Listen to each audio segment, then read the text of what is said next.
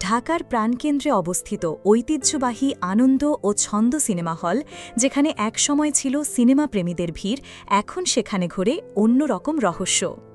মূল ফটকের পাশে ছোট্ট এক সুড়ঙ্গ। কিছুক্ষণ পর পরই সেখানে ঢুকছে এক জোড়া তরুণ তরুণী। বাইরে থেকে কিছুই বোঝা না গেলেও ভিতরে ঘটে যাচ্ছে অনৈতিক কর্মকাণ্ড, এমনই দাবি আশপাশের দোকানদার ও স্থানীয়দের। অভিযোগ আছে, এই পরিত্যক্ত কক্ষগুলো এখন ব্যবহার হচ্ছে অশ্লীল কাজের জন্য। ভাসমান নারীরা ঘোরাফেরা করছেন হলের সামনেই, প্রস্তাব দিচ্ছেন পথচারীদের। রাত বাড়ার সঙ্গে সঙ্গে অন্ধকারে গোপন দরজাগুলো হয়ে উঠছে অপরাধের উৎস।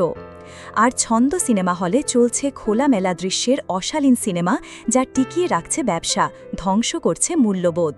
সস্তা টিকিটে বিক্রি হচ্ছে যুব সমাজের ভবিষ্যৎ। এই সমাজ কি এগোচ্ছে না পিছিয়ে পড়ছে অন্ধকারে? সমাজের সচেতন নাগরিকরা বলছেন, এখনই ব্যবস্থা নিতে হবে, নয়তো আমাদের তরুণ প্রজন্ম হারাবে পথ। আপনার মতামত আমাদের জন্য গুরুত্বপূর্ণ। আপনি কি মনে করেন এই পরিস্থিতির পরিবর্তন কিভাবে সম্ভব? মন্তব্য করুন।